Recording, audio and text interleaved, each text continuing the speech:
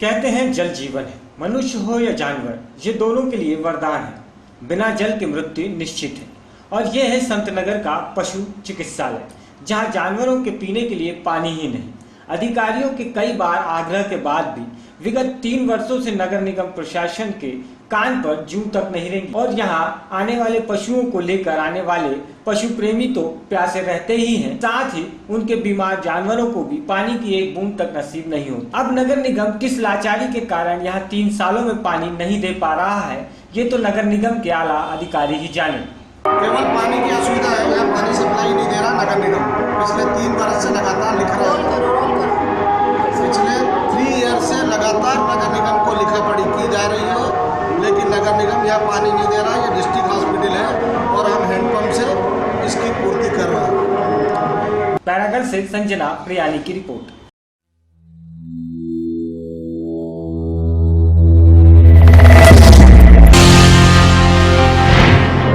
संतनगर की 50 साल पुरानी मांग होगी पूर्ण। फाटक रोड पर बनेगा फ्लाईओवर। विधायक रामेश्वर शर्मा ने किया लोक निर्माण विभाग के अधिकारियों के साथ स्थल का निरीक्षण। संतनगर रहवासियों बहुप्रतीक्षित फाटक रोड पर फ्लाईओवर निर्माण की मांग पूरी होने जा रही है। क्षेत्र विधायक एवं भाजपा के प्रदेश अध्यक्ष रामेश्वर शर्मा ने लोक निर्माण विभाग के चीफ इंजीनियर ललित दुबे, कार्यपालक यंत्री एपी सिंह, संतनगर के अनुभावी अधिकारी प्रदीप शर्मा के साथ फ्लाईओवर निर्माण के संबंध में स्थलीय निरीक्षण किया। बैरागढ़ से संजना प्रियानी की रिपोर्ट।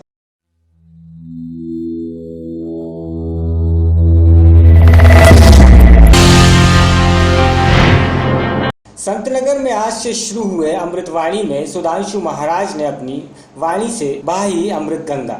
जागृति मिशन द्वारा इस प्रवचन का आयोजन संतनगर के कुटिया के पास किया गया है, जो कि 5 मार्च तक चलेगा। इस प्रोग्राम कराने के लिए मैं विगत 11 साल से प्रयासरत था।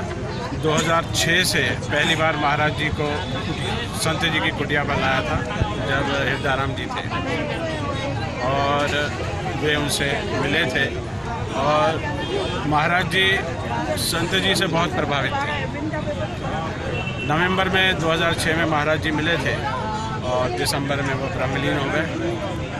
और वे जब भी भोपाल आते हैं, उनकी हमेशा यही इच्छा रहती है कि मैं संत जी की कुटिया पर जाऊं, और उनको ऐसा आभास होता है। और उन्होंने अपने प्रवचन में भी कहा कि मैं जब भी यहाँ आता हूँ तो मुझे ऐसा लगता है कि वे अभी हैं, और जैसे समाधि पर वे फूल चढ़ा के और बाहर निकलते हैं तो उनको लगता है कि वो मेरे साथ चल रहे हैं, उनको ऐसा आभास होता है।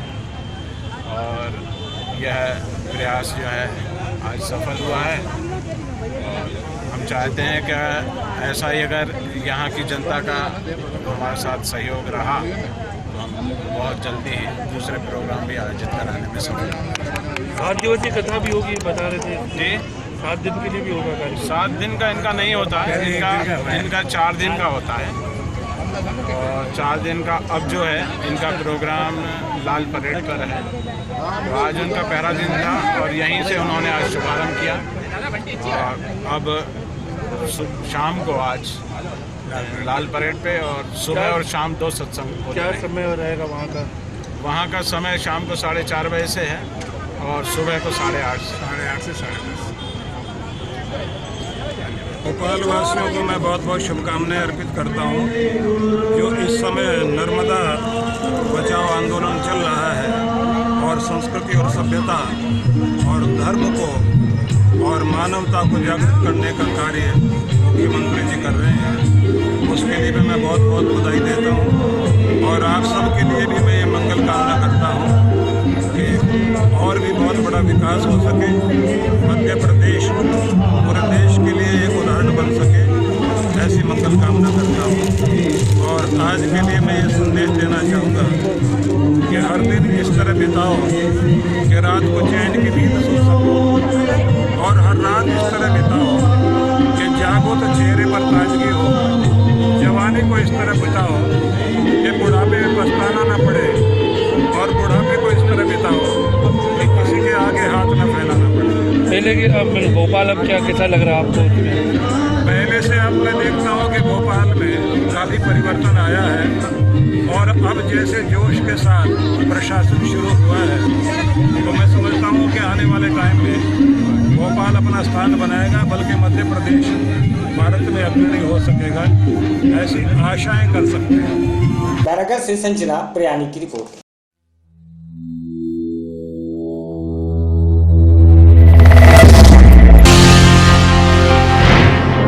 शहर कोतवाली क्षेत्र के मोहल्ला भटियान में रहने वाले रिटायर्ड शिक्षक रामकिशोर विश्वकर्मा के घर पर सुबह उनकी पत्नी लाल कुंवर अकेली थी। तभी एक अज्ञात युवक खुद को बैंक कर्मी बताकर आया। उन्हें 1 लाख रुपए खाते में आने की सूचना दी। युवक ने उन्हें बताया कि उनके मृतक ससुर का पैसा था जो उन्हें मिलना है। उसके बाद उसने वृद्ध महिला से आई कार्ड मांगा और घर में रखे सोने के आभूषण की भी जानकारी ली और दिखाने के लिए कहा। वृद्ध महिला ने सब लेकर उसे दिया और पहचान पत्र लाने के लिए दूसरे कमरे में गई और जब वापस लौटी तो अज्ञात युवक लाखों रुपए कीमत के सोने के जेवरात लेकर फरार हो गया। महिला ने बताया कि उपरोक्त युवक 3 सोने के छल्ले, 1 सोने की जंजीर, 1 जोड़ी झुमकी, 1 मंगलसूत्र, सभी की कीमत 1.25 लाख रुपए से भी अधिक है। खुद के साथ टोपेबाजी होने पर पीड़ित ने अपने पति और 100 नंबर पर पुलिस को सूचना दी। पीड़ित ने पुलिस को तहरीर दी, जिस पर पुलिस जांच कर कार्रवाई की बात कह रही है। वो कहने लगा तुम्हारी रुपया आ गए 1 लाख और हम तुमको निकाल के देते हैं और तुम IT कार्ड दे दो और पूछने लगो और बस तुम्हारे भी कहाँ गए? हमने कही अभी स्कूल गए। अब बोलो कि तुम्हारे ससुर मर गए। हम गया भाई तुम मर गए। कहते उनका 1 लाख रुपया आया है, सो तुमको हम देते हैं और तुम्हारी चीजें हैं जौन तो चीजें हमें दे दो, तुम चीजें तो धर दो, सो हम तुम्हें देते हैं। अब बस इतनी लेके ले आओ। सो हमने बच्ची भी हमने धर दिए थे। अब वो बोलो कि जाओ फोटो ढूंढ ले आओ। तुम मैं फोटो ढूंढने गई। ये लोग आए। क्या क्या ले गए?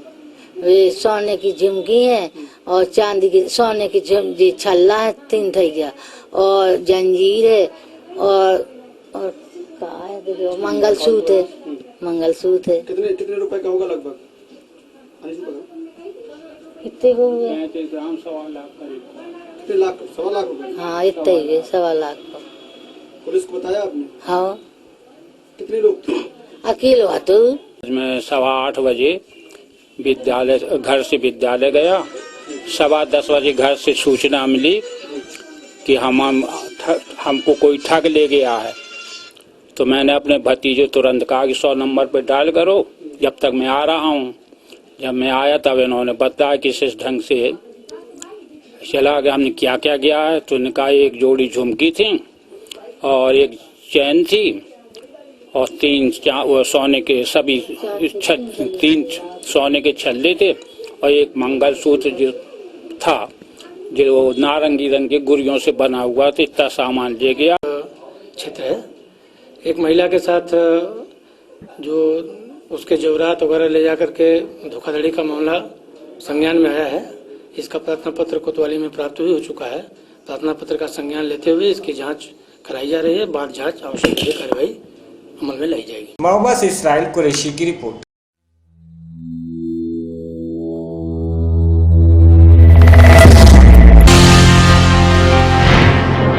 जिला गुरदासपुर के गांव आदिया में गुरु ग्रंथ साहिब के अखंड पाठों को लेकर गांव वासियों और सिख जत्थेदारों में विवाद उत्पन्न हो गया है। विवाद इतना बढ़ गया कि सिख जत्थेदारों द्वारा तेज धार हथियारों से गांव वासियों पर हमला किया गया, जिसमें 3 गांव वासी गंभीर रूप से घायल हो गए।